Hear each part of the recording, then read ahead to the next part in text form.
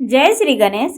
भगवान श्री कृष्ण जी के मंदिरों में खिचड़ी का भोग लगता है। यहाँ तक कि उड़ीसा के पुरी में स्थित जगन्नाथ जी के मंदिर में भी भगवान को खिचड़ी का भोग लगाया जाता है। इसके पीछे भी एक बहुत ही प्रसिद्ध कहानी है। एक माँ की ममता से जुड़ी हुई यह कहानी है।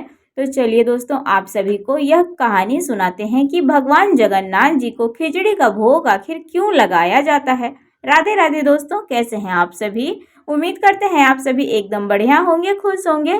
भोलेनाथ की कृपा आप सभी के ऊपर हमेशा बनी रहे। दोस्तों, कहानी बहुत ही मनमोहक कहानी है। कहानी सुनते सुनते आपको लगेगा कि आप साक्षात भगवान जी के पास खड़े हैं।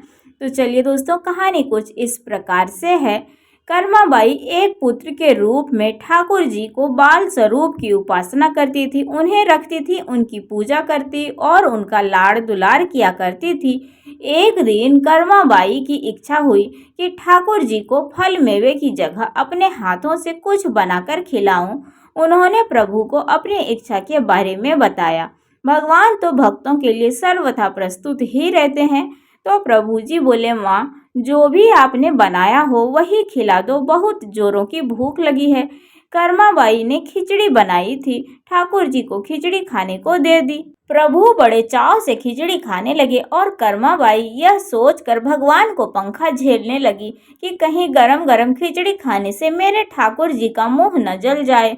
प्रभु जी बड़े चाव से खिचड़ी खा रहे थे और माँ कर्माबाई उनको पंखा झेल रही थी।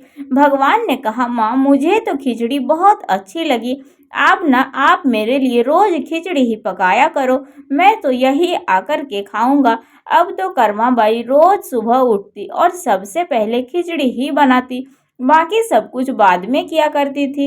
भगवान भी सुबह सवेरे दौड़े दौड़े आते और कहते, माँ, जल्दी से मेरी प्रिय खिचड़ी लाओ। खिचड़ी खाने का यह कर्म रोज का हो गया। भगवान सुबह सुबह आते और भोग लगाते और फिर चले जाते। एक बार एक महात्मा कर्माबाई के पास आए। महात्मा ने उन्हें सुबह सुबह खिचड़ी बनाते हुए देखा तो नाराज होकर कहा, माता जी, आप यह क्या कर रही हो। सबसे पहले आपको नहा धोकर के पूजा पाठ करनी चाहिए, लेकिन आपको तो अपने पेट की चिंता सताती है। कर्माबाई ने बताया, क्या करूं महाराज जी, संसार जिस भगवान की पूजा अर्चना कर रहा होता है वही सुबह सुबह भूखे आ जाते हैं। उन्हीं के लिए तो मैं यह सब काम छोड़कर पहले खिचड़ी बनाती हूँ। महात्मा जी कर्माबाई को समझाने लगे, माता जी, तुम भगवान को अशुद्ध कर रही हो। सुबह स्नान करने के बाद पहले रसोई की साफ सफाई करो, फिर भगवान के लिए भोग बनाओ।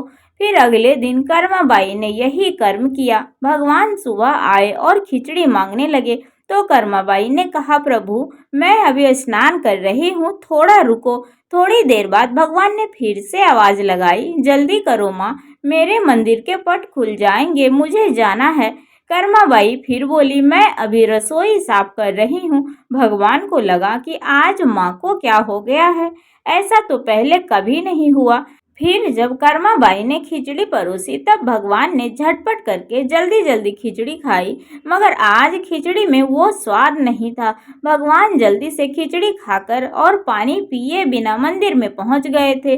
मंदिर के बाहर उन महात्मा को देखकर भगवान जी सारा महाजरा समझ चुके थे। ठाकुर जी के मंदिर के पुजारी ने जैसे ही मंदिर के पट खोले तो देखा कि भगवान के मुख पर खिचड़ी लगी हुई है।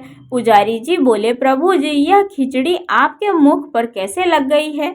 तब प्रभु ने बताया, पुजारी जी, मैं रोज मेरी कर्माबाई के घर खिचड़ी खाने जाता हूँ और वहीं पर खिचड़ी खा करके आता हूँ। आप माँ कर्माबाई के घर जाओ और महात्मा जो उनके यहाँ ठहरे हुए हैं उनको समझाओ, उसने मेरी माँ को गलत पट्टी कैसे पढ़ा दी है।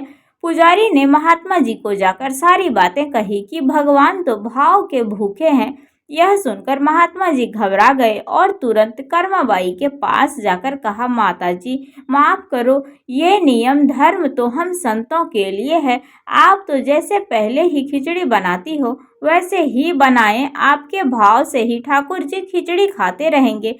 फिर एक दिन आया जब कर्माबाई के प्राण छूट गए। उस दिन पुजारी ने मंदिर के पट खोले तो देखा कि भगवान के आंखों में आंसू हैं और प्रभु रो रहे हैं।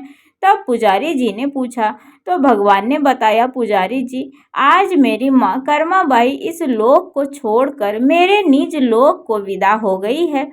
अब मुझे कौन खिचड़ी बनाकर खिलाएगा? तब पुजारी ने कहा, प्रभु जी, आपको माँ की कमी हम महसूस नहीं होने देंगे। आज के बाद आपको सबसे पहले खिचड़ी का ही भोग लगेगा। तब से जाकर के नियम ये शुरू हो गया कि भगवान जगन्नाथ जी को सबसे पहले खिचड़ी का ही भोग लगाया जाता है। भगवान को उनका प्रेम और श्रद्धा से दिया गया खिचड़ी का भोग इतना प्रिय है कि वह 56 भोग को छोड़कर अपने कर्माबाई के घर आकर खिचड़ी खाते थे। तो दोस्तों, बोलिए जगन्नाथ भगवान की जय।